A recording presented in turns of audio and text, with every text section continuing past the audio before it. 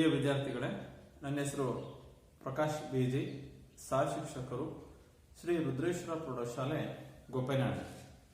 ನಾವು ಇಂದಿನ ತರಗತಿಯಲ್ಲಿ ನಿಮ್ಮ ವ್ಯವಹಾರ ಅಧ್ಯಯನದ 3ನೇ ಘಟಕ ವ್ಯವಹಾರದ ಜಾಗತೀಕರಣ, ನಿಮ್ಮ ವ್ಯವಹಾರ ಅಧ್ಯಯನದ ಘಟಕ 3 ವ್ಯವಹಾರದ ಜಾಗತೀಕರಣ. ಈ ಘಟಕದಲ್ಲಿ ನಾವು ತಿಳಿದುಕೊಳ್ಳುವಂತಹ ಕಲಿಕಾಂಶಗಳು ಯಾವ್ಯಾವು ಅಂತಂದ್ರೆ, ಫಸ್ಟ್ ನಂಬರ್ 1 ಜಾಗತೀಕರಣದ ಅರ್ಥ, ಅಂದ್ರೆ ಜಾಗತೀಕರಣ ಎಂದರೇನು, ಜಾಗತೀಕರಣದ ಅರ್ಥ ಮತ್ತು ಜಾಗತೀಕರಣಕ್ಕೆ ಸಂಬಂಧಿಸಿದಂತೆ IMF ಅಂತಾರಾಷ್ಟ್ರೀಯ ಹಣಕಾಸು ನಿಧಿಯ ವ್ಯಾಖ್ಯೆ, ಜಾಗತೀಕರಣದ ಅಡಕವಾಗಿರುವಂತಹ ಅಂಶಗಳು, ಜಾಗತೀಕರಣದಲ್ಲಿ ಅಡಕವಾಗಿರುವ ಅಂಶಗಳು, ಜಾಗತೀಕರಣದ ಮುಖ್ಯ ಲಕ್ಷಣಗಳು ಮತ್ತು ಜಾಗತೀಕರಣದ ಒಂದು ನಕಾರಾತ್ಮಕವಾದಂತಹ ಫಸ್ಟ್ ನಾವು ಸಕಾರಾತ್ಮಕ ಅಂಶಗಳು, ಜಾಗತೀಕರಣದ ಸಕಾರಾತ್ಮಕ ಅಂಶಗಳು ಅಥವಾ ಜಾಗತೀಕರಣದ ಅನುಕೂಲಗಳು ಅಂತ ಕರೀತೀವಿ, ಜಾಗತೀಕರಣದ ಅನಾನುಕೂಲಗಳು, ಅದರ ನಕಾರಾತ್ಮಕ ಅಂಶಗಳು, ಒಂದು ಪಾಸಿಟಿವ್ ಇನ್ನೊಂದು ನೆಗೆಟಿವ್ ಇಂಪ್ಯಾಕ್ಟ್ ಆಫ್ ಗ್ಲೋಬಲೈಸೇಷನ್ ಅಂದ್ರೆ ಜಾಗತೀಕರಣ.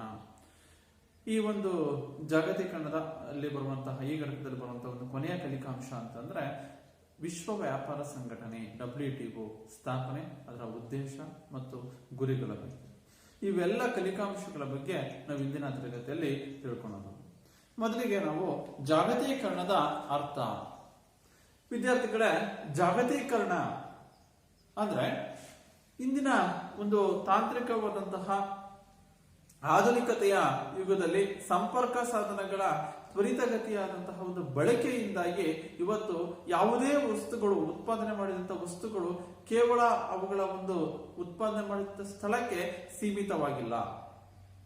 ಯಾವುದೇ ವಸ್ತುಗಳನ್ನು ಉತ್ಪಾದನೆ ಮಾಡಲಿ, ಆ ವಸ್ತುಗಳು ಅನೇಕವಾದಂತಹ ಪ್ರದೇಶಗಳಲ್ಲಿ, ದೂರದ ದೇಶಗಳಲ್ಲೂ ಸಹ, ಬೇರೆ ದೇಶದಲ್ಲೂ ಸಹ ಆ ವಸ್ತುಗಳು ಲಭ್ಯವಾಗ್ತಿದ್ದಾವೆ. ಕಾರಣ ಏನಪ್ಪಾ ಅಂತಂದ್ರೆ ಇಂದಿನ ಒಂದು ತಾಂತ್ರಿಕ ಮತ್ತು ಆಧುನಿಕತೆಯ ಒಂದು ಕಾರಣದಿಂದಾಗಿ, ಅವುಗಳ ಕ್ರಾಂತಿಕಾರಕವಾದಂತಹ ಬದಲಾವಣೆಗಳಿಂದಾಗಿ ದೇಶದ ಆರ್ಥಿಕತೆ ಬೇರೊಂದು ದೇಶದ ಆರ್ಥಿಕತೆಯೊಂದಿಗೆ ನಾವು ಹೋಲಿಕೆಯನ್ನ ಒಂದುಗೂಡಿಸುವ ಒಂದು ಒಂದುಗೂಡಿಕೆಯ ಪ್ರಯತ್ನಗಳು, ಅನೇಕವಾದಂತಹ ಕಾರ್ಯಗಳು ಜರುಗ್ತದವೆ.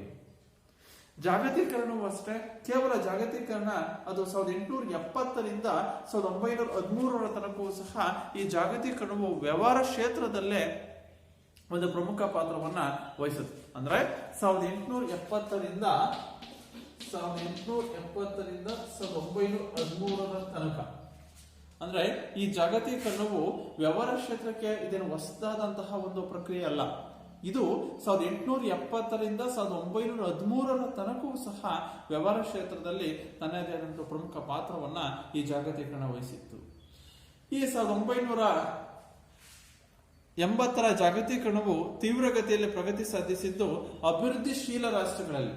ಅಂದ್ರೆ 1980ರ ಜಾಗತೀಕರಣವು ತೀವ್ರಗತಿಯಲ್ಲಿ ಪ್ರಗತಿ ಸಾಧಿಸಿದ್ದು ಅಭಿವೃದ್ಧಿಶೀಲ ರಾಷ್ಟ್ರಗಳ ಆರ್ಥಿಕ ಸುಧಾರಣೆಗಳಲ್ಲಿ ತನ್ನ ಪರಿಣಾಮಕಾರಿಯಾದಂತಹ ಪಾತ್ರವನ್ನ ಈ ಜಾಗತೀಕರಣ ನಿರ್ವಹಿಸುತ್ತದೆ. ಹಾಗಾದ್ರೆ ಜಾಗತೀಕರಣ ಅಂದ್ರೆ ಏನು ಅಂತಂದ್ರೆ, ಜಾಗತೀಕರಣ ಎಂದರೆ ವಿಶ್ವದ ಆರ್ಥಿಕ ವ್ಯವಸ್ಥೆಯನ್ನ, ವಿಶ್ವದ ಅರ್ಥವ್ಯವಸ್ಥೆಯನ್ನ, ಆರ್ಥಿಕ ವ್ಯವಸ್ಥೆಯನ್ನ ಬೇರೆ ರಾಷ್ಟ್ರದ ಅರ್ಥವ್ಯವಸ್ಥೆಯೊಂದಿಗೆ ಒಂದುಗೂಡಿಸುವುದು. ಇದನ್ನೇ ನಾವು ಜಾಗತೀಕರಣ ಅಂತ ಕರಿತೀವಿ. ಅಂದ್ರೆ ಒಂದು ದೇಶದ ಮಾರುಕಟ್ಟೆಯನ್ನ ವಿಶ್ವದ ಮಾರುಕಟ್ಟೆಯೊಂದಿಗೆ, ಬೇರೆ ದೇಶದ ಮಾರುಕಟ್ಟೆಯೊಂದಿಗೆ ಒಂದುಗೂಡಿಸುವುದನ್ನೇ ಇಲ್ಲಿ ಜಾಗತೀಕರಣ ಅಂತ ಕರೆಯೋದು. ಅಂದ್ರೆ ಒಂದು ದೇಶದ ಅರ್ಥವ್ಯವಸ್ಥೆಯನ್ನ ವಿಶ್ವದ ಅರ್ಥವ್ಯವಸ್ಥೆಯೊಂದಿಗೆ, ವಿಶ್ವದ ಮಾರುಕಟ್ಟೆಯೊಂದಿಗೆ ಒಂದುಗೂಡಿಸುವ ಪ್ರಕ್ರಿಯೆಯನ್ನೇ ಜಾಗತೀಕರಣ ಎಂದು ಕರೆಯಲಾಗುತ್ತೆ. ಅರ್ಥ ಆಯ್ತಾ? ಈ ಜಾಗತೀಕರಣ ಈ ಒಂದು ಪ್ರಪಂಚದ ದೇಶಗಳ ಮಧ್ಯೆ ನಿಕಟವಾದ ಸಂಬಂಧವನ್ನ ಇದು ಕಲ್ಪಿಸುತ್ತೆ. ಪ್ರಪಂಚದಲ್ಲಿರುವಂತಹ ಅನೇಕ ದೇಶಗಳ ಮಧ್ಯೆ ನಿಕಟವಾದ ಸಂಬಂಧವನ್ನ ಮತ್ತು ರಾಷ್ಟ್ರಗಳ ನಡುವೆ ಸ್ನೇಹ ಸೌಹಾರ್ದತೆಯ ಸಂಬಂಧವನ್ನ ಈ ಜಾಗತೀಕರಣ ಕಲ್ಪಿಸುತ್ತೆ. ಅದಕ್ಕೋಸ್ಕರವಾಗಿ ಪರಸ್ಪರ ಅನುನ್ಯತೆಯನ್ನ ಈ ಜಾಗತೀಕರಣ ಪ್ರಪಂಚದ ದೇಶಗಳ ನಡುವೆ ಪರಸ್ಪರ ಅನುನ್ಯತೆಯನ್ನ ಇದು ಸೃಷ್ಟಿಸುತ್ತೆ. ಒಂದು ಭೌಗೋಳಿಕ ನೆಲೆಗಟ್ಟಿನ ದಾಟಿ ಪರಸ್ಪರ ರಾಷ್ಟ್ರಗಳ ಅವಲಂಬಿತರಾಗಲು ಜಾಗತೀಕರಣ ಸಹಾಯಕ. ನೋಡ್ರಿ, ಒಂದು ಭೌಗೋಳಿಕ ನೆಲೆಗಟ್ಟನ್ನ ದಾಟಿ ಪ್ರತಿಯೊಂದು ದೇಶಕ್ಕೂ ಸಹ ತನ್ನದೇ ಆದಂತಹ ಒಂದು ಭೌಗೋಳಿಕ ನೆಲೆಗಟ್ಟಿರುತ್ತೆ. ಆ ಭೌಗೋಳಿಕ ನೆಲೆಗಟ್ಟನ್ನ ದಾಟಿ ಬೇರೆ ರಾಷ್ಟ್ರದೊಂದಿಗೆ ಪರಸ್ಪರವಾದಂತಹ ಅವಲಂಬಿತರಾಗಲು, ಇತರ ರಾಷ್ಟ್ರಗಳೊಂದಿಗೆ ಅವಲಂಬಿತರಾಗಲು, ಇತರ ರಾಷ್ಟ್ರಗಳೊಂದಿಗೆ ವ್ಯವಹಾರವನ್ನ ನಿರ್ವಹಿಸಲು ಒಂದು ಅವಕಾಶವನ್ನ ಈ ಜಾಗತೀಕರಣ ಕಲ್ಪಿಸುತ್ತೆ. ಅದಕ್ಕೋಸ್ಕರವಾಗಿ ಜಾಗತೀಕರಣ ಪ್ರಪಂಚದ ದೇಶಗಳ ಮಧ್ಯೆ ನಿಕಟ ಸಂಬಂಧವನ್ನ, ಪರಸ್ಪರ ಅನುನ್ನತಿಯನ್ನ ಇದು ಬೆಳೆಸುತ್ತೆ. ಅದಕ್ಕಾಗಿ ನಾವು ಹೇಳೋದು, ಜಾಗತೀಕರಣ ಎಂದರೆ ವಿಶ್ವದ ಅರ್ಥವ್ಯವಸ್ಥೆಯೊಂದಿಗೆ, ವಿಶ್ವದ ಆರ್ಥಿಕ ಮಾರುಕಟ್ಟೆಯೊಂದಿಗೆ ದೇಶದ ಅರ್ಥವ್ಯವಸ್ಥೆಯನ್ನ ಒಂದುಗೂಡಿಸುವ ಪ್ರಕ್ರಿಯೆಯನ್ನೇ ಜಾಗತೀಕರಣ. ಈ ಜಾಗತೀಕರಣಕ್ಕೆ ಸಂಬಂಧಪಟ್ಟಂತೆ ಅಂತಾರಾಷ್ಟ್ರೀಯ ಹಣಕಾಸು ನಿಧಿ, ನಾವು ಅದನ್ನ IMF ಅಂತ ಕರಿತೀವಿ. IMF ಅಂದ್ರೆ ಇಂಟರ್ನ್ಯಾಷನಲ್ ಮಾನಿಟರಿ ಫಂಡ್, IMF ಅಂತಾರಾಷ್ಟ್ರೀಯ ಹಣಕಾಸು ನಿಧಿ. ಈ ಅಂತಾರಾಷ್ಟ್ರೀಯ ಹಣಕಾಸು ನಿಧಿ IMF ಒಂದು ವ್ಯಾಖ್ಯೆ ನೀಡುತ್ತೆ, ಜಾಗತೀಕರಣ ಎಂದರೇನು. ಇನ್ನು IMF ಜಾಗತೀಕರಣಕ್ಕೆ ಸಂಬಂಧಪಟ್ಟಂತೆ ನೀಡಿರುವಂತಹ ವ್ಯಾಖ್ಯೆ ಏನಪ್ಪಾ ಅಂತಂದ್ರೆ, ಸರಕು ಮತ್ತು ಸೇವೆಗಳು ಹಾಗೂ ಅಂತಾರಾಷ್ಟ್ರೀಯ ಬಂಡವಾಳದ ಅರಿವು, ಸರಕು ಮತ್ತು ಸೇವೆಗಳು ಹಾಗೂ ಅಂತಾರಾಷ್ಟ್ರೀಯ ಬಂಡವಾಳದ ಅರಿವು, ತೀವ್ರ ಮತ್ತು ವ್ಯಾಪಕವಾದ ತಾಂತ್ರಿಕತೆಯ ಪ್ರಸರಣಗಳ ಮೂಲಕ ವಿಶ್ವಾದ್ಯಂತ ಹೆಚ್ಚಿನ ಪ್ರಮಾಣದ ವೈವಿಧ್ಯತೆಯ ಗಡಿಯಾಚೆಗಿನ ವ್ಯವಹಾರಗಳಿಂದಾಗಿ ಹೆಚ್ಚುತ್ತಿರುವ ದೇಶಗಳ ಅಂತರ ಸ್ವಾವಲಂಬನೆ ಅಂದ್ರೆ ಅಂತ ಒಂದು ಹೇಳಿಕೆಯನ್ನ ಈ IMF ಅಂತಾರಾಷ್ಟ್ರೀಯ ಹಣಕಾಸು ನಿಧಿ ಜಾಗತೀಕರಣಕ್ಕೆ ಸಂಬಂಧಪಟ್ಟಂತೆ ಒಂದು ಹೇಳಿಕೆಯನ್ನು ಹೇಳುತ್ತೆ. ಅಂದ್ರೆ ಸರಕು ಮತ್ತು ಸೇವೆಗಳು ಹಾಗೂ ಅಂತಾರಾಷ್ಟ್ರೀಯ ಬಂಡವಾಳದ ಅರಿವು ಅಂದ್ರೆ ಇಲ್ಲಿ ಅಂತಾರಾಷ್ಟ್ರೀಯ ಒಂದು ದೇಶದ ಬಂಡವಾಳ ಮತ್ತೊಂದು ದೇಶದ ಬಂಡವಾಳಕ್ಕೂ ಸಹ, ಮತ್ತೊಂದು ದೇಶಕ್ಕೂ ಸಹ ಆ ಬಂಡವಾಳ ಏನಾಗುತ್ತೆ, ಅರಿವು. ಹೇಗೆ ಅಂತಂದ್ರೆ, ಈಗ ಉತ್ಪಾದನೆ ಆದಂತಹ ವಸ್ತುಗಳನ್ನ, ಸರಕುಗಳನ್ನ ನಾವು ಬೇರೆ ದೇಶಕ್ಕೆ ಅವಶ್ಯಕತೆ ಇದ್ದಾಗ ನಾವು ಇಲ್ಲಿಂದ ರಫ್ತನ್ನ ಮಾಡಿದಂತ ಸಂದರ್ಭದಲ್ಲಿ ಆಗೇನಾಗುತ್ತೆ, ಆ ದೇಶದ ಹಣ ಇಲ್ಲಿ ನಮ್ಮ ದೇಶಕ್ಕೆ ಬರೋದು. ಇದರಿಂದ ಬಂಡವಾಳದ ಅರಿವು ಅಂದ್ರೆ ಕೇವಲ ಬಂಡವಾಳ ಒಂದು ದೇಶದ ಭೌಗೋಳಿಕ ನೆಲೆಗಟ್ಟಿಗೆ ಮಾತ್ರ ಸೀಮಿತವಾಗಿರದೆ ಅಂತಾರಾಷ್ಟ್ರೀಯ ಬಂಡವಾಳದ ಅರಿವು ಈ ಒಂದು ಜಾಗತೀಕರಣದಿಂದ ಹೆಚ್ಚಾಗುತ್ತೆ. ಅದಕ್ಕೋಸ್ಕರ ಅಂತಾರಾಷ್ಟ್ರೀಯ ಬಂಡವಾಳದ ಅರಿವು, ತೀವ್ರ ಮತ್ತು ವ್ಯಾಪಕವಾದ ತಾಂತ್ರಿಕತೆಯ ಪ್ರಸರಣಗಳ ಮೂಲಕ, ತೀವ್ರವಾದಂತಹ ಮತ್ತು ತಾಂತ್ರಿಕತೆ ಬಹಳ ವೇಗವಾಗಿ ತಾಂತ್ರಿಕತೆ ಏನಾಗುತ್ತೆ,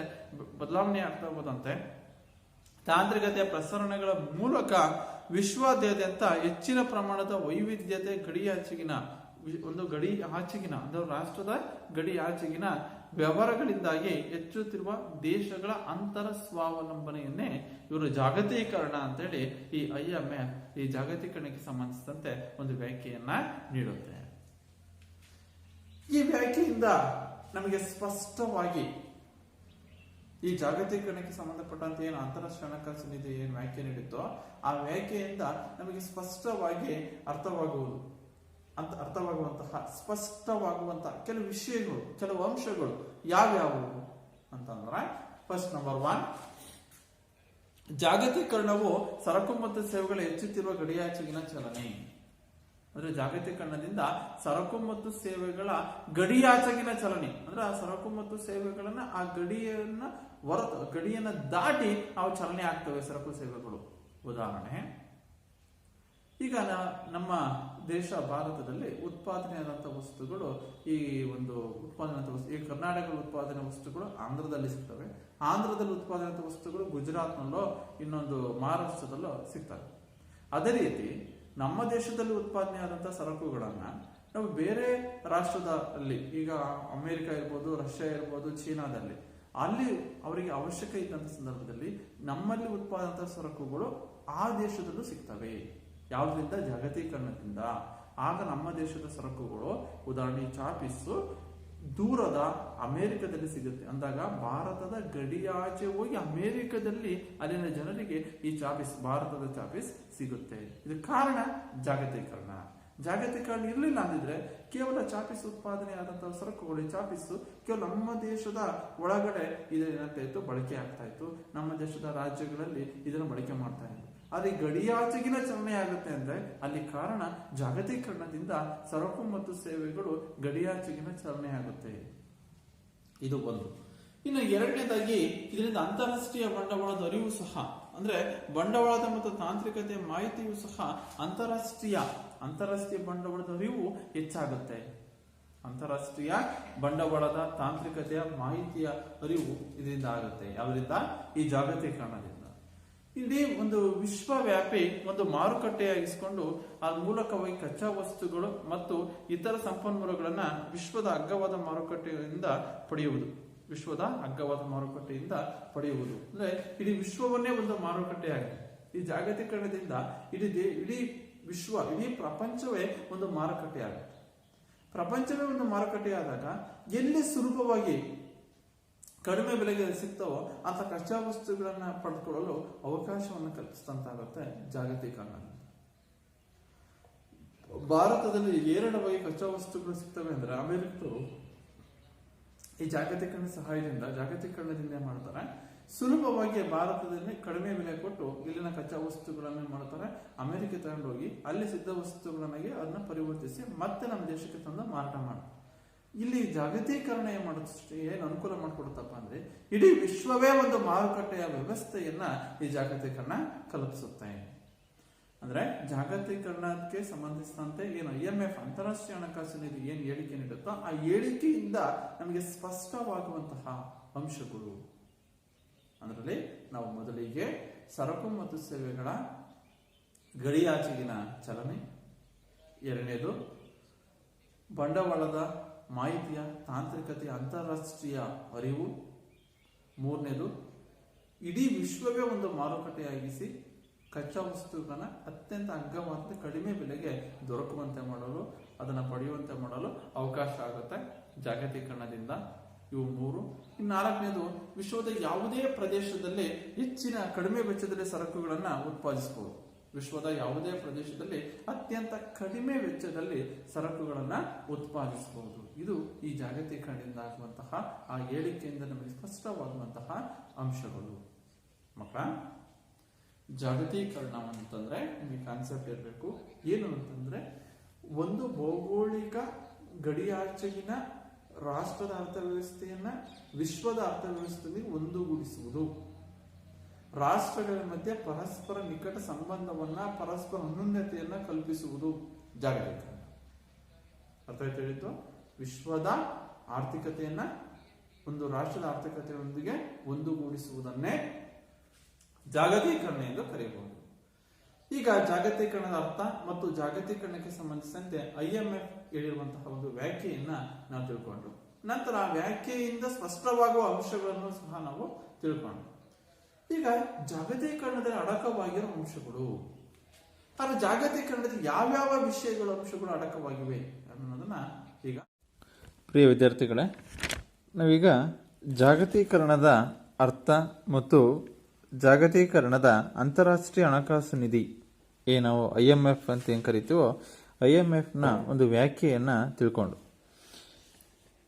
ಈ ಜಾಗತೀಕರಣದಲ್ಲಿ ಅಡಕವಾಗಿರುವಂತಹ ಅಂಶಗಳು, ಹಾಗಾದ್ರೆ ಜಾಗತೀಕರಣದಲ್ಲಿ ಅಡಕವಾಗಿರುವ ಅಂಶಗಳು ಯಾವ್ಯಾವ ವಿಷಯಗಳನ್ನ, ಅಂಶಗಳನ್ನ ಈ ಜಾಗತೀಕರಣ ಒಳಗೊಂಡಿದೆ ಅಂತಂದ್ರೆ, ಮೊದಲಿಗೆ ಜಾಗತೀಕರಣವು ವಿಶ್ವದಾದ್ಯಂತ ಆಧುನಿಕ ಸಂಪರ್ಕ ಜಾಲ, ಸಂಚಾರ ಸೌಲಭ್ಯಗಳು, ಕಾನೂನಿನ ಮೂಲಭೂತ ಸ್ಥಿರತೆ ಹಾಗೂ ಪ್ರಜ್ಞಾಪೂರ್ವಕ ಆರ್ಥಿಕ, ತಾಂತ್ರಿಕ, ರಾಜಕೀಯ ಹಾಗೂ ಸಂಸ್ಕೃತಿಗಳಲ್ಲಿ ವಿನಿಮಯವನ್ನು ತೋರಿಸುವುದು.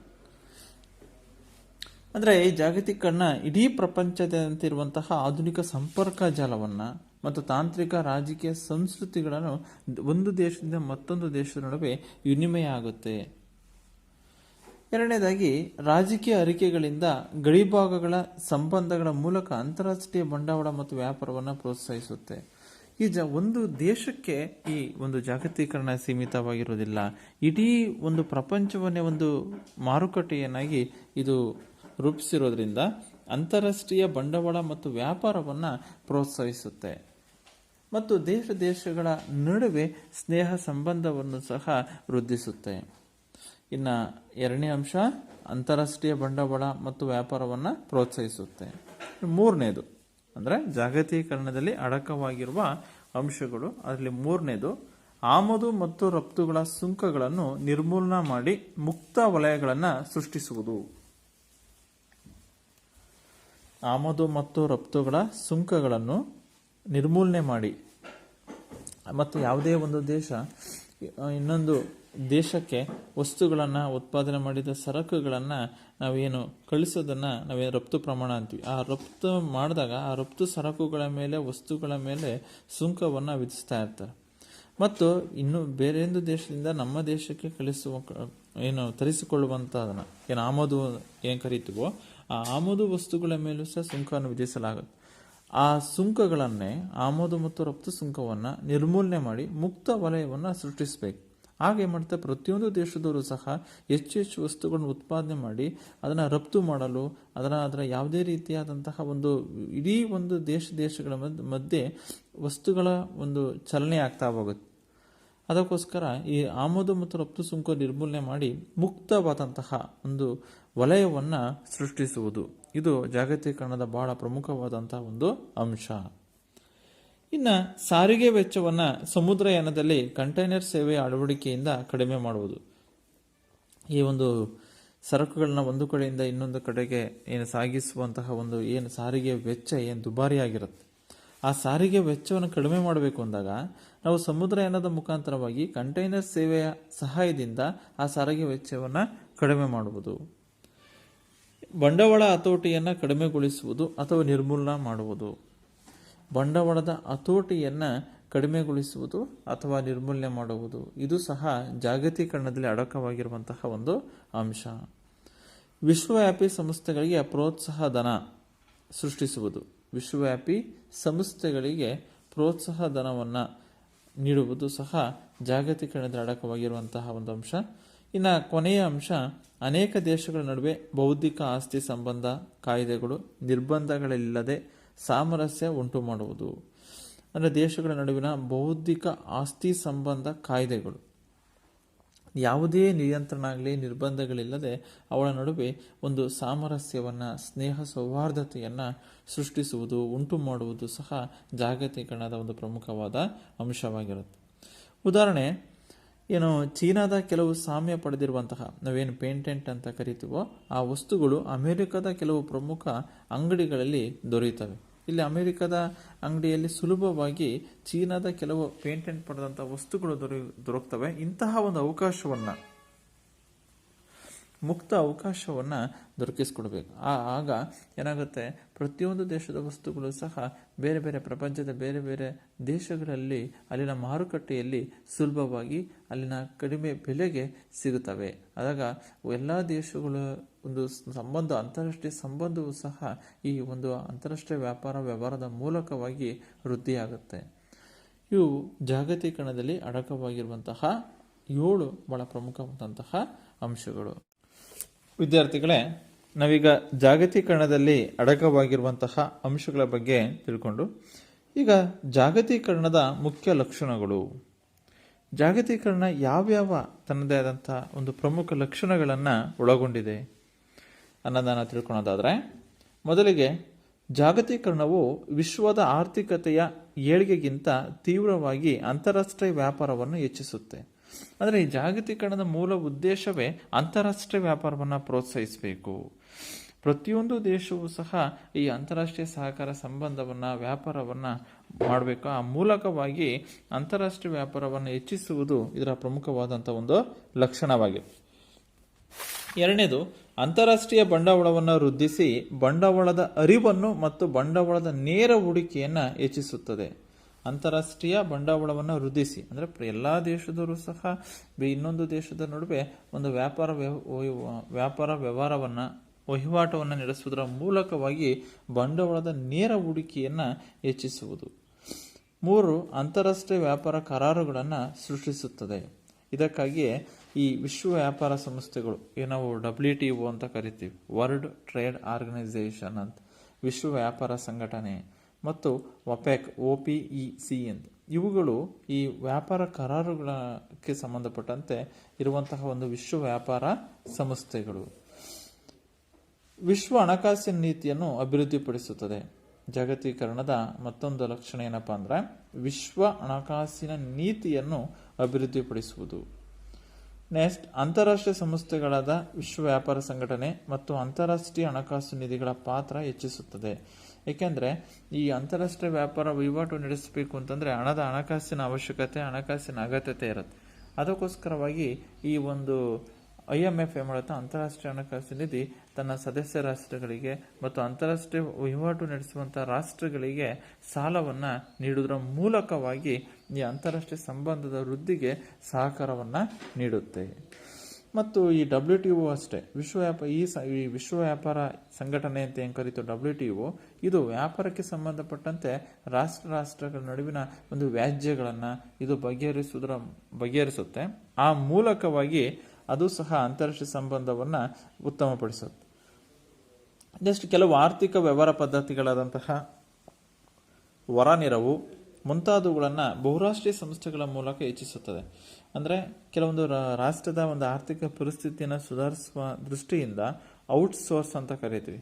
ಅಂದರೆ ಹೊರ ನೆರವು ಅಂದರೆ ಬೇರೆ ಬೇರೆ ಒಂದು ರಾಷ್ಟ್ರಗಳಿಂದ ಅಥವಾ ಬೇರೆ ಬೇರೆ ಕೆಲವೊಂದು ಬಹುರಾಷ್ಟ್ರೀಯ ಸಂಸ್ಥೆಗಳು, ಆ MNC ಅಂತ ಏನು ಕರಿತೀವೋ, ಮಲ್ಟಿನ್ಯಾಷನಲ್ ಕಂಪನಿ, ಆ ಬಹುರಾಷ್ಟ್ರೀಯ ಸಂಸ್ಥೆಗಳ ಮೂಲಕವೂ ಸಹ ಈ ಆರ್ಥಿಕ ವ್ಯವಹಾರಗಳ ಪದ್ಧತಿಯನ್ನು ಅವುಗಳನ್ನು ಹೆಚ್ಚಿಸುವುದು. ಅಂತಾರಾಷ್ಟ್ರೀಯ ಸಾಂಸ್ಕೃತಿಕ ವಿನಿಮಯಗಳನ್ನು ಹೆಚ್ಚು ಮಾಡುತ್ತೆ. ಅಂದರೆ ಈ ಜಾಗತೀಕರಣವೇ ಅಂತಾರಾಷ್ಟ್ರೀಯವಾದಂತಹ ಒಂದು ಅಂತಾರಾಷ್ಟ್ರೀಯ ಒಡಂಬಡಿಕೆಯನ್ನು ಅಥವಾ ಅಂತಾರಾಷ್ಟ್ರೀಯ ವ್ಯಾಪಾರ ವಹಿವಾಟಿನ ಮೂಲಕವಾಗಿ ಒಂದು ರಾಷ್ಟ್ರದ ಸಾಂಸ್ಕೃತಿಕವಾದಂತಹ ಆರ್ಥಿಕವಾದಂತಹ ವಿಷಯಗಳು ಮತ್ತೊಂದು ರಾಷ್ಟ್ರದ ಒಂದು ಸಾಂಸ್ಕೃತಿಕ ಅಲ್ಲಿನ ವಿಷಯಗಳ ಮೇಲೆ ಬೆಳಕನ್ನು ಚೆಲ್ತವೆ ಮತ್ತು ಪ್ರಭಾವವನ್ನು ಸಹ ಬೀರ್ತವೆ. ಏಕೆಂದರೆ ವ್ಯಾಪಾರ ವಹಿವಾಟು ನಡೆಸೋದು ಒಂದು ರಾಷ್ಟ್ರ ಇನ್ನೊಂದು ರಾಷ್ಟ್ರದೊಂದಿಗೆ ವ್ಯಾಪಾರ ವಹಿವಾಟು ನಡೆಸುವಂಥ ಸಂದರ್ಭದಲ್ಲಿ ಆ ರಾಷ್ಟ್ರದ ಉತ್ತಮವಾದಂಥ ಒಂದು ಮೌಲ್ಯಗಳು ಅಥವಾ ವಿಷಯಗಳು, ಸಾಂಸ್ಕೃತಿಕ ಅಂಶಗಳು ನಮ್ಮ ರಾಷ್ಟ್ರದ ಒಂದು ಸಾಂಸ್ಕೃತಿಕದ ಮೇಲೆ ಪ್ರಭಾವವನ್ನು ಬೀರ್ತವೆ. ವಿವಿಧ ಸಾಂಸ್ಕೃತಿಕ ಪದ್ಧತಿಗಳನ್ನು ಹರಡಲು ಸಹಾಯ ಮಾಡುತ್ತೆ.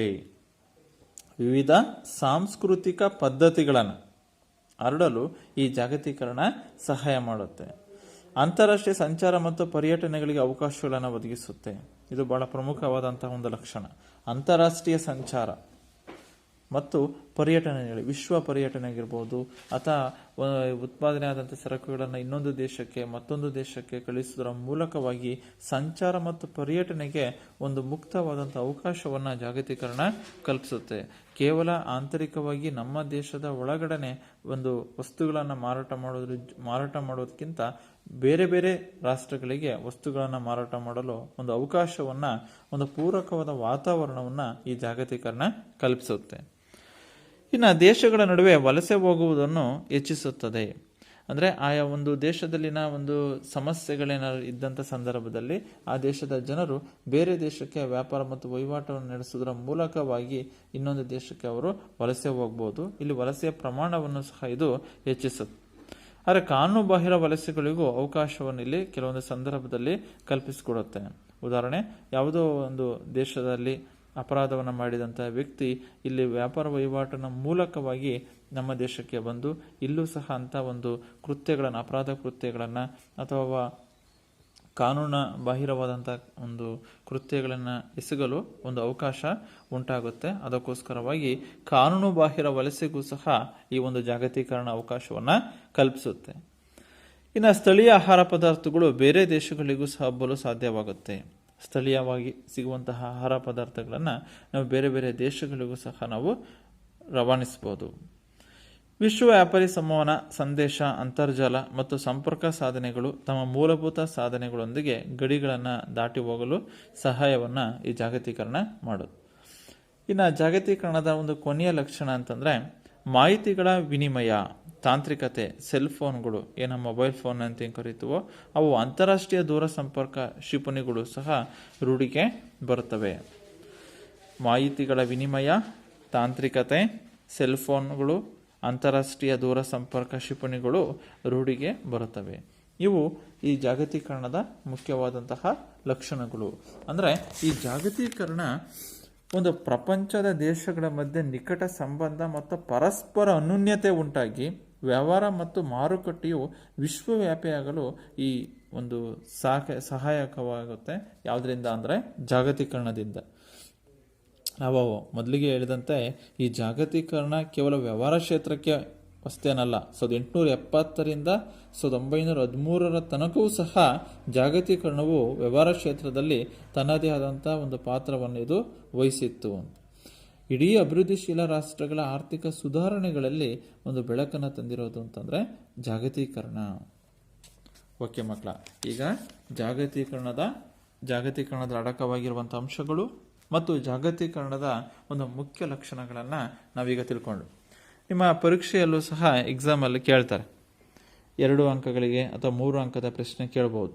ಜಾಗತೀಕರಣದ ಮುಖ್ಯ ಲಕ್ಷಣಗಳನ್ನು ತಿಳಿಸಿ, ಜಾಗತೀಕರಣದ ಮುಖ್ಯ ಲಕ್ಷಣಗಳನ್ನು, ಅಥವಾ ಜಾಗತೀಕರಣದಲ್ಲಿ ಅಡಕವಾಗಿರುವ ಅಂಶಗಳನ್ನು ಪಟ್ಟಿ ಮಾಡಿ, ಯಾವ್ಯಾವ ಅಂಶಗಳು ಜಾಗತೀಕರಣದಲ್ಲಿ ಅಡಕವಾಗಿವೆ ಅಂತೇಳಿ ನೀವು ಆ ಪ್ರಶ್ನೆಯನ್ನು ಕೇಳಿದಂಥ ಸಂದರ್ಭದಲ್ಲಿ ಈ ಒಂದು ಪಾಯಿಂಟ್ಸ್ಗಳನ್ನು ನೆನ್ಪಿಟ್ಕೊಂಡು ಉತ್ತರವನ್ನು ಬರೀಬೇಕು.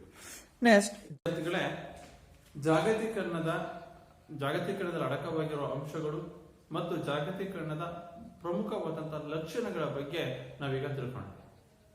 ಜಾಗತೀಕರಣದಲ್ಲಿ ಅಡಕವಾಗಿರುವ ಅಂಶಗಳು ಮತ್ತು ಜಾಗತೀಕರಣದ ಮುಖ್ಯ ಲಕ್ಷಣಗಳ ಬಗ್ಗೆ. ಈಗ ನಾವು ಜಾಗತೀಕರಣದಿಂದ ಆಗುವಂತ ಅನುಕೂಲಗಳು, ನಾವು ಜಾಗತೀಕರಣದಿಂದ ಯಾವ್ಯಾವ ಅನುಕೂಲತೆಗಳನ್ನ ಪಡ್ಕೊಬಹುದು ಮತ್ತು ಅದನ್ನ ನಾವು ಜಾಗತೀಕರಣದ ಸಕಾರಾತ್ಮಕ ಅಂಶಗಳು ಅಂತ ಕರಿತೀವಿ. Positive impact of globalisation, positive impact of globalisation, ಜಾಗತೀಕರಣದ ಸಕಾರಾತ್ಮಕ ಪರಿಣಾಮಗಳು ಯಾವ್ಯಾವು ಅನ್ನೋದನ್ನ ಈಗ ನಾವು ತಿಳ್ಕೊಳ್ಳೋಣ. ಮೊದಲಿಗೆ ಫಸ್ಟ್ ನಂಬರ್ 1, ಜಾಗತೀಕರಣವು ಆರ್ಥಿಕ ಬೆಳವಣಿಗೆಯನ್ನು ಉತ್ತೇಜಿಸಿ ಹೆಚ್ಚಿನ ಸರಕು ಮತ್ತು ಸೇವೆಗಳು ವಿಶಾಲವಾಗಿ ಉತ್ಪಾದನೆಯಾಗಲು ಸಹಾಯ ಮಾಡುತ್ತೆ. ನೋಡ್ರಿ, ಮೊದಲನೇದು, ಜಾಗತೀಕರಣವು ಆರ್ಥಿಕ ಬೆಳವಣಿಗೆಯನ್ನ ಉತ್ತೇಜಿಸಿ ಹೆಚ್ಚಿನ ಸರಕು ಮತ್ತು ಸೇವೆಗಳು ವಿಶಾಲವಾಗಿ ಅತಿ ಹೆಚ್ಚು ಸರಕು ಮತ್ತು ಸೇವೆಗಳನ್ನ ಉತ್ಪಾದನೆ ಮಾಡಲು ಒಂದು ಮುಕ್ತ ಅವಕಾಶವನ್ನ ಜಾಗತೀಕರಣ ಕಲ್ಪಿಸ್ಕೊಡೋದು. ಯಾಕೆಂದ್ರೆ ಅದು ಒಂದು ಭೌಗೋಳಿಕ ಆಚೆಗಿನ ಒಂದು ಗಡಿಯಾಚೆಗಿನ ಚಲನೆ ಆಗೋದ್ರಿಂದ, ಸರಕುಗಳು ಚಲನೆ ಆಗೋದ್ರಿಂದ ಹಾಗೆ ರಫ್ತು ಪ್ರಮಾಣ ಹೆಚ್ಚು ಮಾಡಲು ಅವಕಾಶ ಸಿಗೋದ್ರಿಂದ ದೇಶಗಳು ಏನ್ ಮಾಡ್ತವೆ, ಅತಿ ಹೆಚ್ಚು ಸರಕುಗಳನ್ನು ಉತ್ಪಾದನೆ ಮಾಡ್ತವೆ. ನಮ್ಮಲ್ಲಿನ ಅವಶ್ಯಕತೆಯನ್ನು ಪೂರೈಸಿದ ನಂತರವಾಗಿ ಬೇರೆ ದೇಶದ ಅವಶ್ಯಕತೆಯನ್ನು ಪೂರೈಸಬಹುದು ಎಂಬ ಉದ್ದೇಶದಿಂದ ಅತಿ ಹೆಚ್ಚಿನ ಪ್ರಮಾಣದಲ್ಲಿ ಸರಕುಗಳನ್ನ ಉತ್ಪಾದನೆ ಆಗುತ್ತೆ. ಯಾವಾಗ ದೇಶದಲ್ಲಿ ಸರಕು ಮತ್ತು ಸೇವೆಗಳ ಉತ್ಪಾದನೆ ಹೆಚ್ಚಾಗ್ತಾ ಹೋಗುತ್ತೋ ಆಗ ಆ ರಾಷ್ಟ್ರದ ಆರ್ಥಿಕ ಬೆಳವಣಿಗೆಯೂ ಸಹ ಹೆಚ್ಚಾಗ್ತಾ ಹೋಗುತ್ತೆ. ಇದು ಮೊದಲನೇ ಜಾಗತೀಕರಣ ಆಗುವ ಅನುಕೂಲ. ಎರಡನೇದು, ಜಾಗತೀಕರಣವು ಜನರ ಜೀವನ ಮಟ್ಟ ಹೆಚ್ಚಿಸಲು ಸಹಾಯ ಮಾಡುತ್ತೆ. ಅಂದ್ರೆ ಜನರ ಜೀವನ ಮಟ್ಟ ಅಂದ್ರೆ ಸರಕು ಮತ್ತು ಸೇವೆಗಳನ್ನ ಉತ್ಪಾದನೆ ಮಾಡೋದ್ರಿಂದ ಅವು ಅತಿ ಹೆಚ್ಚಿನ ಪ್ರಮಾಣದಲ್ಲಿ ಅವನ್ನ ಬೇರೆ ಬೇರೆ ರಾಷ್ಟ್ರಗಳಿಗೆ ರಫ್ತು ಮಾಡೋದ್ರಿಂದ ಅವರ ಒಂದು ದೇಶದ ಆದಾಯ ಹೆಚ್ಚಾಗುತ್ತೆ. ದೇಶದ ಆದಾಯ ಹೆಚ್ಚಾದಂತೆ ಜನರ ತಲಾದಾಯವೂ ಸಹ ಹೆಚ್ಚಾಗುತ್ತೆ. ಜನರ ತಲಾದಾಯ ಹೆಚ್ಚಾದಂತೆ ಸಾಮಾನ್ಯವಾಗಿ ಅವರ ಜೀವನ ಮಟ್ಟವು ಸಹ ಹೆಚ್ಚಾಗುತ್ತೆ. ಅದರಿಂದ ಜಾಗತೀಕರಣವು ಜನರ ಜೀವನ ಮಟ್ಟಕ್ಕೆ ಹೆಚ್ಚಳಕ್ಕೆ ಕಾರಣವಾಗಿದೆ. ಮೂರನೇದು, ಜಾಗತೀಕರಣದಿಂದಾಗಿ ಪ್ರಪಂಚದಾದ್ಯಂತ ಒಂದೇ ರೀತಿಯ ವಸ್ತುಗಳು ದೊರಕಲು ಸಾಧ್ಯವಾಗುತ್ತೆ. ಇಡೀ ಪ್ರಪಂಚದಾದ್ಯಂತ ಜಾಗತೀಕರಣದಿಂದಾಗಿ ಒಂದೇ ರೀತಿಯಾದಂತಹ ವಸ್ತುಗಳು ಸಿಗ್ತವೆ. ಯಾವ್ದ್ರಿಂದ? ಜಾಗತೀಕರಣದಿಂದ. ಏಕೆಂದ್ರೆ ಈಗ ಒಂದು ಪೆನ್, ಒಂದು ದೇಶ ಒಂದು ಪೆನ್ ಉತ್ಪಾದನೆ ಮಾಡಿದಾಗ ಆ ಪೆನ್ನ ಒಂದು ರೆನಾಲ್ಡ್ಸ್ ಪೆನ್ ಅಂತ ನಾವು ಉದಾಹರಣೆ ತೆಗೆದುಕೊಳ್ಳೋದಾದ್ರೆ, ಆ ಪೆನ್ ಪ್ರಪಂಚದಾದ್ಯಂತ ಬೇರೆ ದೇಶದವರು ಸಹ ಆ ಪೆನ್ನನ್ನು ಕೊಂಡ್ಕೊಳ್ಬಹುದು, ಆ ಪೆನ್ನನ್ನು ಬಳಕೆ ಮಾಡ್ಕೊಳ್ಬಹುದು, ಆ ಪೆನ್ನನ್ನು ನಮ್ಮ ಭಾರತದಿಂದ ತರಿಸ್ಕೊಳ್ಬಹುದು. ಅದಕ್ಕೆ ತರಿಸ್ಕೊಂಡಾಗ ಆಗ ಪ್ರಪಂಚದಾದ್ಯಂತ ಒಂದೇ ರೀತಿಯ ಪೆನ್ನು, ಅಂದ್ರೆ ಒಂದೇ ರೀತಿಯ ರೆನಾಲ್ಡ್ಸ್ ಪೆನ್ ಏನಾಗುತ್ತೆ, ಪ್ರಪಂಚದಾದ್ಯಂತ ಎಲ್ಲಾ ದೇಶಗಳಲ್ಲೂ ಸಿಗುತ್ತೆ. ಅರ್ಥ ಆಗ್ತಿದ್ಯಾ? ಅದರಿಂದ ಈ ಒಂದು ಜಾಗತೀಕರಣದಿಂದ ಇಡೀ ಪ್ರಪಂಚದಾದ್ಯಂತ ಒಂದೇ ರೀತಿಯ ವಸ್ತುಗಳು ದೊರಕಲು ಸಾಧ್ಯವಾಗುತ್ತೆ.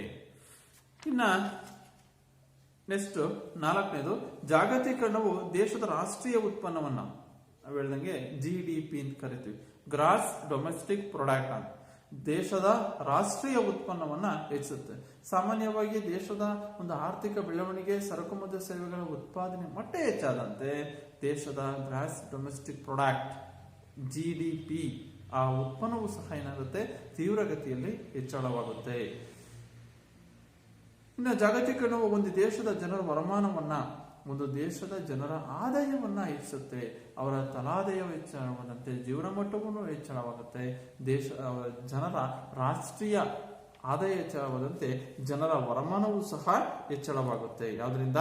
ಜಾಗತೀಕರಣದಿಂದ. ಜಾಗತೀಕರಣವು ದೇಶದ ಜನರ ವರಮಾನವನ್ನ ಹೆಚ್ಚಿಸುತ್ತೆ.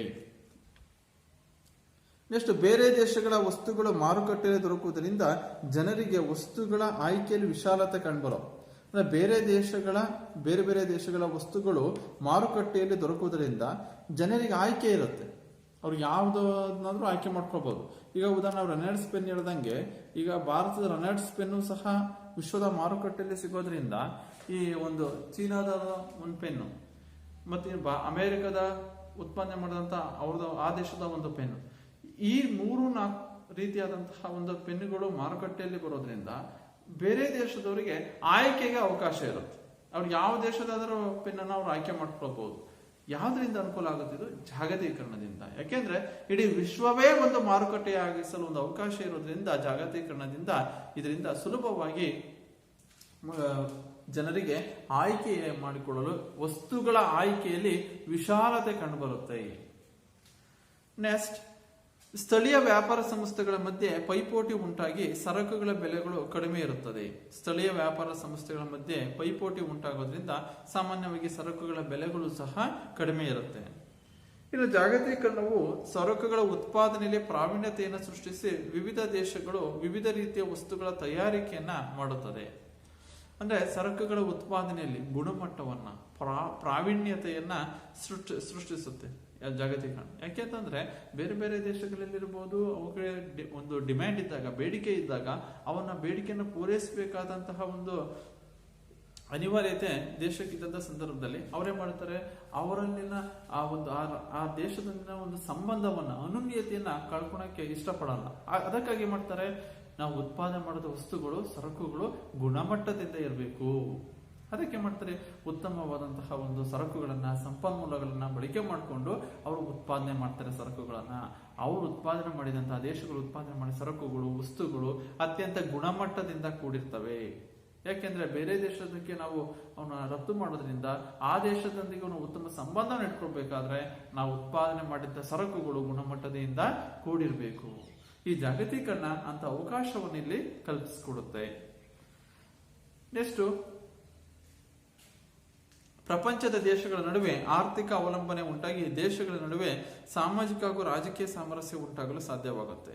ಪ್ರಪಂಚದ ದೇಶಗಳ ನಡುವೆ ಆರ್ಥಿಕವಾದಂತಹ ಅವಲಂಬನೆ ಉಂಟಾಗಿ ದೇಶಗಳ ನಡುವೆ ಸಾಮಾಜಿಕ ಹಾಗೂ ರಾಜಕೀಯವಾದಂತಹ ಸಾಮರಸ್ಯ, ದೇಶಗಳ ನಡುವೆ ಸಾಮಾಜಿಕ ಮತ್ತು ರಾಜಕೀಯ ಸಾಮರಸ್ಯ ಉಂಟಾಗಲು ಸಾಧ್ಯವಾಗುತ್ತೆ. ಯಾವುದರಿಂದ ಅಂತಂದ್ರೆ ಜಾಗತೀಕರಣದಿಂದ. ಅಂದ್ರೆ ಪ್ರಪಂಚದ ದೇಶಗಳ ನಡುವೆ ಆರ್ಥಿಕ ಅವಲಂಬನೆ ಉಂಟಾಗಿ ದೇಶಗಳ ನಡುವೆ ಸಾಮಾಜಿಕವಾದಂತಹ ರಾಜಕೀಯ ಸಾಮರಸ್ಯ ಬೆಳೆಯುತ್ತೆ. ಉತ್ತಮವಾದಂತಹ ಕೇವಲ ಸರಕುಗಳನ್ನ ನಾವು ರಫ್ತು ಮಾಡೋದ್ರ ಜೊತೆಗೆ ಸಾಂಸ್ಕೃತಿಕವಾದಂತಹ ಅಂಶಗಳನ್ನ ವಿನಿಮಯ ಮಾಡಿಕೊಳ್ಳೋದ್ರಿಂದ ಸಾಮಾಜಿಕ ಸಂಬಂಧ ಇರ್ಬೋದು, ರಾಜಕೀಯ ವಿಷಯಗಳಲ್ಲಿ ನಾವು ಉತ್ತಮ ಸಂಬಂಧವನ್ನು ಹೊಂದಲು ಸಾಧ್ಯವಾಗುತ್ತೆ ಜಾಗತೀಕರಣದಿಂದಾಗಿ. ಇವು ಜಾಗತೀಕರಣದ ಅನುಕೂಲಗಳು. ವಿದ್ಯಾರ್ಥಿಗಳೇ, ಜಾಗತೀಕರಣ ತನ್ನದೇ ಆದಂತಹ ಬಹಳ ಪ್ರಮುಖವಾದಂತಹ ಒಂದು ಅನುಕೂಲತೆಗಳನ್ನ ಇದು ಒಳಗೊಂಡಿದೆ. ನಾವು ಅದನ್ನ ಸಕಾರಾತ್ಮಕವಾದಂತಹ ಅಂಶಗಳು ಅಂತ ಕರಿತೀವಿ. ನಿಮ್ಮ ಎಕ್ಸಾಮ್ ಅಲ್ಲಿ ಪರೀಕ್ಷೆಯಲ್ಲಿ ಕೇಳಿದ್ರೆ ಜಾಗತೀಕರಣದಿಂದ ಆಗುವ ಅನುಕೂಲಗಳನ್ನ ಪಟ್ಟಿ ಮಾಡಿ. ಜಾಗತೀಕರಣದ ಸಕಾರಾತ್ಮಕ ಅಂಶಗಳನ್ನ ತಿಳಿಸಿ. 3 ಅಂಕದ ಪ್ರಶ್ನೆಗಳಿಗೆ ಕೇಳುವಂತಹ ಸಂದರ್ಭ ಇರುತ್ತೆ. ಅದಕ್ಕೋಸ್ಕರ ಆ ಒಂದು ಜಾಗತೀಕರಣದ ಅನುಕೂಲಗಳು ಅಂತಂದ್ರೆ ಫಸ್ಟ್ ನಂಬರ್ 1 ನಿಮಗೆ ಈಸಿಯಾಗಿ ನೆನ್ಪಿಟ್ಕೊಳೋದಾದ್ರೆ ನಂಬರ್ 1 ದೇಶದ ಉತ್ಪನ್ನವನ್ನ ಫಸ್ಟ್ ನಂಬರ್ 1 ಜಾಗತೀಕರಣ ಅನುಕೂಲಗಳು ಅಂದ್ರೆ ರಾಷ್ಟ್ರದ ವರಮಾನವನ್ನ, ರಾಷ್ಟ್ರೀಯ ಆದಾಯವನ್ನ ಹೆಚ್ಚಳಕ್ಕೆ ಕಾರಣವಾಗುತ್ತೆ. ಯಾವುದು? ಜಾಗತೀಕರಣ. ಎರಡನೇದು, ಜಾಗತೀಕರಣದಿಂದಾಗಿ ಜನರ ಜೀವನ ಮಟ್ಟ ಹೆಚ್ಚಳವಾಗುತ್ತೆ. ಮೂರನೇದು, ಜನರ ಒಂದು ವರಮಾನ, ದೇಶದ ಜನರ ವರಮಾನವೂ ಸಹ ಹೆಚ್ಚಳವಾಗುತ್ತೆ. ನೆಕ್ಸ್ಟ್ 4ನೇದಾಗಿ ಈ ಅಂತಾರಾಷ್ಟ್ರೀಯ ಉತ್ತಮವಾದಂತಹ ರಾಷ್ಟ್ರಗಳ ಮಧ್ಯೆ ಸಾಮಾಜಿಕ ಮತ್ತು ರಾಜಕೀಯ ಸಂಬಂಧ ಉತ್ತಮಗೊಳ್ಳಲು ಕಾರಣವಾಗುತ್ತೆ. ರಾಜಕೀಯ ಮತ್ತು ಸಾಮಾಜಿಕ ಸಂಬಂಧ ಉತ್ತಮವಾಗಲು, ರಾಷ್ಟ್ರಗಳ ಮಧ್ಯೆ ಸಾಮಾಜಿಕ ರಾಜಕೀಯ ಸಂಬಂಧ ಉತ್ತಮವಾಗಲು ಸಹಾಯಕವಾಗುತ್ತೆ. ನೆಕ್ಸ್ಟ್, ಈ ಪ್ರಪಂಚದಾದ್ಯಂತ ಒಂದೇ ರೀತಿಯ ವಸ್ತುಗಳು ದೊರಕಲು ಸಾಧ್ಯವಾಗುತ್ತೆ. ಒಂದೇ ರೀತಿಯಂತ ವಸ್ತುಗಳು ಪ್ರಪಂಚದಾದ್ಯಂತ ಸಿಗಲು ಸಾಧ್ಯವಾಗುತ್ತೆ. ನೆಕ್ಸ್ಟ್, ಈ ಒಂದು ಇಡೀ ಒಂದು ದೇಶದಲ್ಲಿ ಒಂದು ಜನರಿಗೆ ಆಯ್ಕೆಯಲ್ಲಿ, ವಸ್ತುಗಳ ಆಯ್ಕೆಯಲ್ಲಿ ಒಂದು ವಿಶಾಲತೆ ಕಂಡುಬರುತ್ತೆ. ದೇಶಗಳ ಒಂದು ಜನರು ಯಾವ ವಸ್ತುಗಳನ್ನು ಆಯ್ಕೆ ಮಾಡಿಕೊಳ್ಳಲು ಒಂದು ವಿಶಾಲವಾದಂತಹ ಒಂದು ಅವಕಾಶ ಇರುತ್ತೆ. ವಸ್ತುಗಳ ಆಯ್ಕೆಯಲ್ಲಿ ವಿಶಾಲತೆ ಕಂಡುಬರುತ್ತೆ ಮತ್ತು ದೇಶದ ಆರ್ಥಿಕ ಬೆಳವಣಿಗೆಯನ್ನ ಹೆಚ್ಚಿಸುತ್ತೆ. ದೇಶದ ಆರ್ಥಿಕ ಬೆಳವಣಿಗೆಯನ್ನು ಈ ಜಾಗತೀಕರಣ ಹೆಚ್ಚಿಸುತ್ತೆ. ಇವು ಜಾಗತೀಕರಣದ ಸಕಾರಾತ್ಮಕ ಅಂಶಗಳು. ಅರ್ಥ ಆಯ್ತಾ ಮಕ್ಕಳ? ನೆಕ್ಸ್ಟ್, ಜಾಗತೀಕರಣದ ನಕಾರಾತ್ಮಕ ಅಂಶಗಳು. ಕೇವಲ ಜಾಗತೀಕರಣದಿಂದ ಅನುಕೂಲಗಳು ಮಾತ್ರವಲ್ಲ, ಕೆಲವು ಅನಾನುಕೂಲತೆಗಳು ಸಹ ಉಂಟಾಗ್ತವೆ. ಹಾಗಾದ್ರೆ ಈ ಜಾಗತೀಕರಣದ ನಕಾರಾತ್ಮಕ ಅಂಶಗಳು ಅಥವಾ ಅನಾನುಕೂಲತೆಗಳು ಯಾವ್ಯಾವು? ನಕಾರಾತ್ಮಕ ಪರಿಣಾಮಗಳು. ಈ ಜಾಗತೀಕರಣವು ಪ್ರಪಂಚದಲ್ಲಿ ಕೆಲವು ಹೊಸ ಆಯಾಮಗಳನ್ನ ತಂದಿದ್ರೂ ಸಹ ಈ ಜಾಗತೀಕರಣದಿಂದ ಅನೇಕ ಅನಾನುಕೂಲತೆಗಳು ಸಹ ಉಂಟಾಗ್ತವೆ.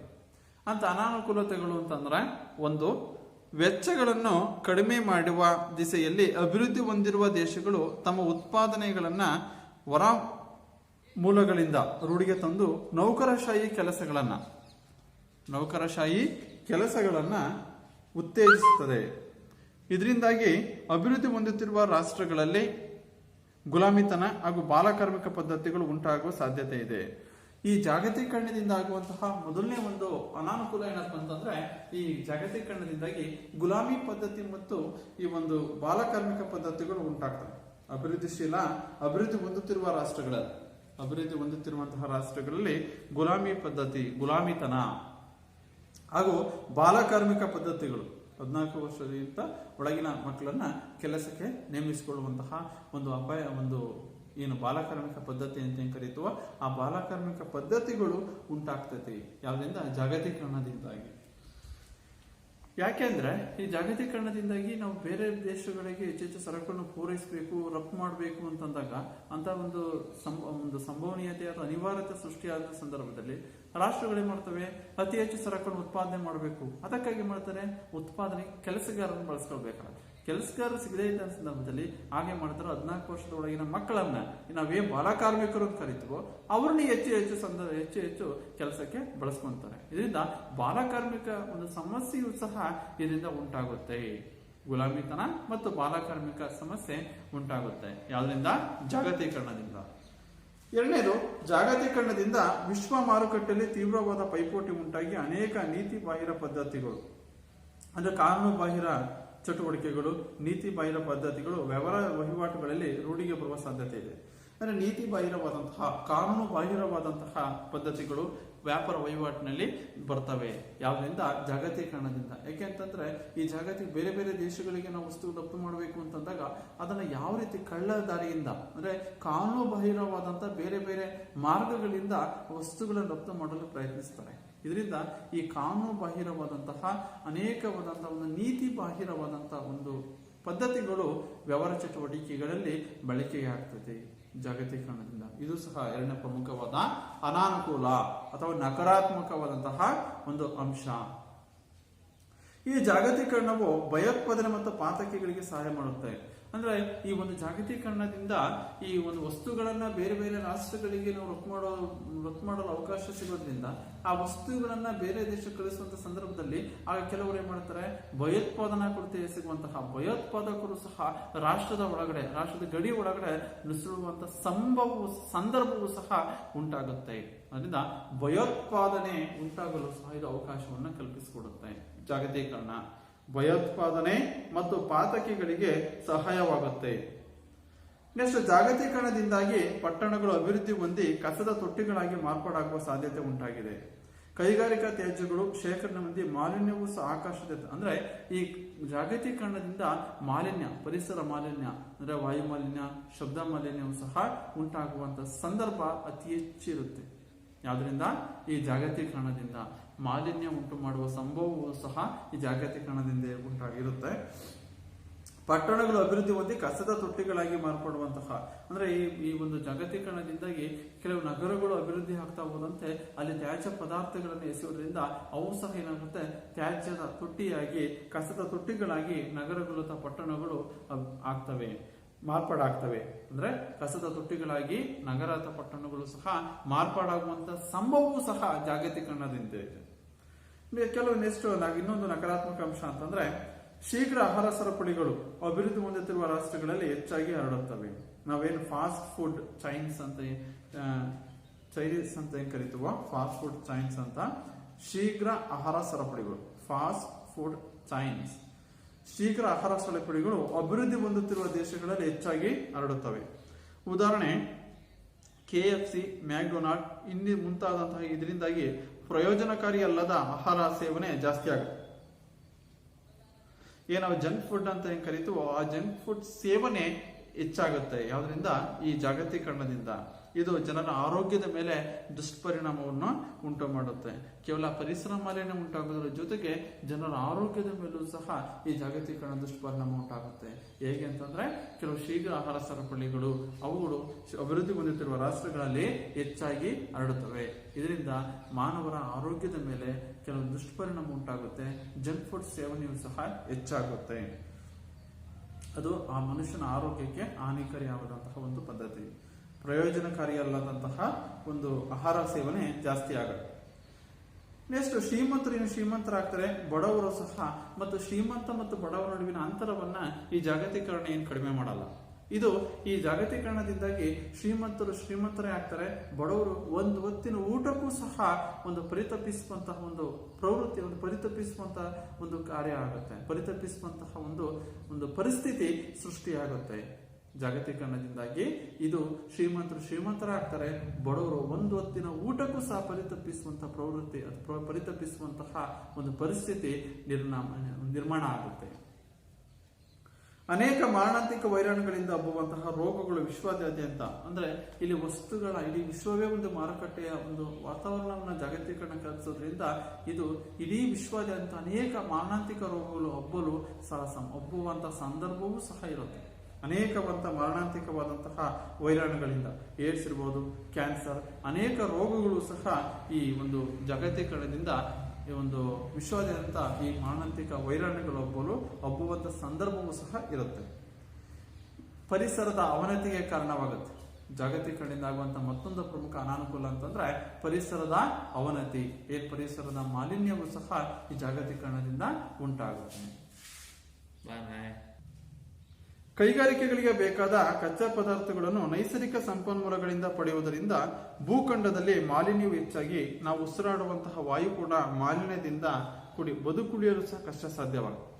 ಅಂದ್ರೆ ಈ ಜಾಗತೀಕರಣದಿಂದಾಗಿ ಕೈಗಾರಿಕೆಗಳಿಗೆ ಬೇಕಾದ ಕಚ್ಚಾ ಪದಾರ್ಥಗಳನ್ನು ನೈಸರ್ಗಿಕ ಸಂಪನ್ಮೂಲಗಳಿಂದ ಪಡೆಯುವುದರಿಂದ ಭೂಖಂಡದಲ್ಲಿ ಮಾಲಿನ್ಯ ಉಂಟಾಗುತ್ತೆ. ಆಗ ನಾವು ಸೇವಿಸುವಂತಹ ಮಾಲಿನ್ಯವು ಸಹ ಅನೇಕವಾದಂತಹ ನಾವು ಉಸಿರಾಡುವ ವಾಯು ಕೂಡ ಮಾಲಿನ್ಯದಿಂದ ಕೂಡಿರುತ್ತೆ, ಮಲಿನವಾಗಿರುತ್ತೆ. ಮಾಲಿನ್ಯದಿಂದ ಕೂಡಿ ನಾವು ಬದುಕನ್ನು, ನಮ್ಮ ಜೀವನವನ್ನು ನಿರ್ವಹಣೆ ಮಾಡೋದು ಸಹ ಕಷ್ಟ ಆಗುತ್ತೆ. ಅಗ್ಗವಸ್ತುಗಳ ಆಮದಿನಿಂದಾಗಿ ಅಭಿವೃದ್ಧಿ ಹೊಂದುತ್ತಿರುವ ರಾಷ್ಟ್ರಗಳಲ್ಲಿ ಉತ್ಪಾದನೆಯು ಕಡಿಮೆಯಾಗಿ ನಿರುದ್ಯೋಗ ಸಮಸ್ಯೆ ಜಾಸ್ತಿ ಆಗುತ್ತೆ. ಅಂದ್ರೆ ಈ ಅಗ್ಗವಸ್ತುಗಳ ಆಮದಿನಿಂದಾಗಿ ಅಭಿವೃದ್ಧಿ ಹೊಂದುತ್ತಿರುವ ರಾಷ್ಟ್ರಗಳಲ್ಲಿ ಉತ್ಪಾದನೆ ಕಡಿಮೆ ಆಗುತ್ತೆ, ನಿರುದ್ಯೋಗ ಸಮಸ್ಯೆ ಜಾಸ್ತಿ ಆಗುತ್ತೆ. ನಿರುದ್ಯೋಗ, ಅನೇಕ ಜನರು ತಮ್ಮ ಉದ್ಯೋಗವನ್ನು ಕಳೆದುಕೊಂಡು ನಿರುದ್ಯೋಗದ ಸಮಸ್ಯೆ ಇಡೀ ದೇಶಾದ್ಯಂತ ಹರಡುತ್ತೆ. ನಿರುದ್ಯೋಗದ ಸಮಸ್ಯೆ ಜಾಸ್ತಿ ಆಗುತ್ತೆ. ಇನ್ನು ಜಾಗತೀಕರಣದ ಕೊನೆಯ ಅನುಕೂಲ ಅಂದ್ರೆ ಹೆಚ್ಚುತ್ತಿರುವ ಪೈಪೋಟಿಯಿಂದಾಗಿ ಅಭಿವೃದ್ಧಿ ಹೊಂದುತ್ತಿರುವ ರಾಷ್ಟ್ರಗಳಲ್ಲಿ ಹೊಸದಾಗಿ ಕೈಗಾರಿಕೆಯನ್ನು ಸ್ಥಾಪಿಸಲು ಸಾಧ್ಯವಾಗುತ್ತೆ. ಆಗ ಹೆಚ್ಚು ಹೆಚ್ಚು ವಸ್ತುಗಳನ್ನು ಅಭಿವೃದ್ಧಿ ಹೊಂದಿರುವ ದೇಶಗಳು ತಂದು ತುಂಬಿ ವಸ್ತುಗಳ ಬೆಲೆ ಕಡಿಮೆಯಾಗಿ ಸ್ಥಳೀಯ ವಸ್ತುಗಳಿಗೆ ಮಾರುಕಟ್ಟೆಯೇ ಇಲ್ಲದಂತಾಗುತ್ತೆ. ಅಂದ್ರೆ ಈ ಜಾಗತೀಕರಣದಿಂದಾಗಿ ಸ್ಥಳೀಯ ವಸ್ತುಗಳಿಗೆ ಮಾರುಕಟ್ಟೆಯೇ ಸಿಗಲ್ಲ ಎಂಬ ಒಂದು ವಾತಾವರಣ ಸಹ ಸೃಷ್ಟಿಯಾಗುತ್ತೆ. ಆತ್ಮೀಯ ಮಕ್ಕಳೇ, ಜಾಗತೀಕರಣದ ಅನಾನುಕೂಲಗಳು, ಅದನ್ನು ನಾವು ಜಾಗತೀಕರಣದ ನಕಾರಾತ್ಮಕ ಅಂಶಗಳು ಅಂತ ಕರಿತೀವಿ. ಬಹಳ ಪ್ರಮುಖವಾದಂತಹ ಅನಾನುಕೂಲ ಅಂದ್ರೆ ಒಂದು ಗುಲಾಮಿತನ ಮತ್ತು ಬಾಲಕಾರ್ಮಿಕ ಸಮಸ್ಯೆಯನ್ನು ಸೃಷ್ಟಿಸುತ್ತೆ. ಯಾವುದು? ಜಾಗತೀಕರಣ. ಎರಡನೇದಾಗಿ ಜಾಗತೀಕರಣದಿಂದಾಗಿ ನಿರುದ್ಯೋಗದ ಸಮಸ್ಯೆ ಜಾಸ್ತಿ ಆಗುತ್ತೆ, ಪರಿಸರದ ಮಾಲಿನ್ಯ ಆಗುತ್ತೆ, ನಾವು ಸೇವಿಸುವಂತಹ, ನಾವು ಉಸಿರಾಡುವಂತಹ ವಾಯು ಸಹ ಮಲಿನ ಹೊಂದಿ ನಾವು ಬದುಕನ್ನ ಜೀವನ ನಿರ್ವಹಿಸುವುದು ಸಹ ಕಷ್ಟವಾಗುತ್ತೆ ಜಾಗತೀಕರಣದಿಂದ. ಜಾಗತೀಕರಣದಿಂದ ಶೀಘ್ರ ಆಹಾರ ಸರಪಳಿಗಳು ಹೆಚ್ಚಾಗಿ ಪ್ರಯೋಜನಕಾರಿ ಅಲ್ಲದ ಆಹಾರ ಸೇವನೆ ಜಾಸ್ತಿ ಆಗುತ್ತೆ. ಇದರಿಂದ ನಾವು ಮನುಷ್ಯನ ಆರೋಗ್ಯದ ಮೇಲೆ ದುಷ್ಪರಿಣಾಮವನ್ನು ಉಂಟು ಮಾಡುತ್ತೆ. ಸ್ಥಳೀಯ ವಸ್ತುಗಳಿಗೆ, ಸರಕುಗಳಿಗೆ ಮಾರುಕಟ್ಟೆ ಇಲ್ಲದಂತಾಗುತ್ತೆ. ಯಾವುದರಿಂದ? ಜಾಗತೀಕರಣದಿಂದಾಗಿ. ಹೀಗೆ ಜಾಗತೀಕರಣವು ಅನೇಕವಾದಂತಹ ನಕಾರಾತ್ಮಕ ಅಂಶಗಳನ್ನ ಅಥವಾ ಅನಾನುಕೂಲತೆಗಳನ್ನ ಈ ಜಾಗತೀಕರಣವು ಒಳಗೊಂಡಿದೆ. ನೋಡಿ ಮಕ್ಕಳ, ಜಾಗತೀಕರಣ ಅನುಕೂಲತೆಯನ್ನು ಒಳಗೊಂಡಿದೆ ಮತ್ತು ಜಾಗತೀಕರಣದಿಂದ ಅನಾನುಕೂಲತೆ ಅಥವಾ ನಕಾರಾತ್ಮಕ ಅಂಶವೂ ಸಹ ಜಾಗತೀಕರಣದಿಂದ ಉಂಟಾಗುತ್ತೆ. ಏನೇ ಆದ್ರೂ ಸಹ ಯಾವುದು ಸಹ ಒಂದು ಲಿಮಿಟ್ ಆಗಿರಬೇಕು ಅಥವಾ ಒಂದು ಏನು ನಿಗದಿಪಡಿಸಿರ್ತವೋ ಅಥವಾ ನಿರ್ದಿಷ್ಟಪಡಿಸಿರ್ತವೋ ಅಷ್ಟು ಪ್ರಮಾಣದಲ್ಲಿ ಯಾವುದೇ ಆದರೂ ಸಹ ಕಾರ್ಯಗಳು ಅದು ನಡೀತಾ ಇರಬೇಕು. ಈ ಜಾಗತೀಕರಣ ಒಟ್ಟಾರೆಯಾಗಿ ಹೇಳುವುದಾದ್ರೆ ಒಂದು ದೇಶದ ಅರ್ಥವ್ಯವಸ್ಥೆಯನ್ನ ವಿಶ್ವದ ಅರ್ಥವ್ಯವಸ್ಥೆಯನ್ನು ಒಂದುಗೂಡಿಸುವ ಪ್ರಕ್ರಿಯೆ ಜಾಗತೀಕರಣ ಅಂದಾಗ ಅದರಿಂದ ಕೆಲವು ಉತ್ತಮವಾದಂತಹ ಅವಕಾಶಗಳನ್ನ, ಉತ್ತಮವಾದಂತಹ ಅನುಕೂಲತೆಗಳನ್ನ ನಾವು ಪಡ್ಕೊಳ್ಬೇಕು. ಕೆಲವು ಅನಾನುಕೂಲ ಆಗುತ್ತೆ ಅಂತ ಸಂದರ್ಭದಲ್ಲಿ ಅನಾನುಕೂಲತೆ ಪ್ರಮಾಣವನ್ನ ಅದರಿಂದ ಆಗುವಂತ ಜಾಗತೀಕರಣದಿಂದ ಉಂಟಾಗಬಹುದಂತ ಅನಾನುಕೂಲತೆಗಳನ್ನ ತಪ್ಪಿಸಿ ನಾವು ಉತ್ತಮ ಅನುಕೂಲತೆಗಳನ್ನ ಪಡೆದ್ರೆ ನಮ್ಮ ದೇಶದ ಆರ್ಥಿಕ ಬೆಳವಣಿಗೆಯೂ ಸಹ ಹೆಚ್ಚಾಗುತ್ತೆ, ರಾಷ್ಟ್ರದ ಆದಾಯ ಹೆಚ್ಚಾಗುತ್ತೆ, ಜನರ ತಲಾದಾಯ ಹೆಚ್ಚಾದಂತೆ ಅವರ ಜೀವನ ಮಟ್ಟ ಹೆಚ್ಚಾಗಿ ರಾಷ್ಟ್ರ ಒಂದು ಅಭಿವೃದ್ಧಿಯ ಪಥದಲ್ಲಿ ಸಾಗುವಂತಾಗಲು ಸಾಧ್ಯವಾಗುತ್ತೆ. ಅರ್ಥ ಆಯ್ತಾ ಮಕ್ಕಳ? ಇವು ಜಾಗತೀಕರಣದ ಒಂದು ಸಕಾರಾತ್ಮಕ ಮತ್ತು ನಕಾರಾತ್ಮಕ ಅಂಶಗಳು.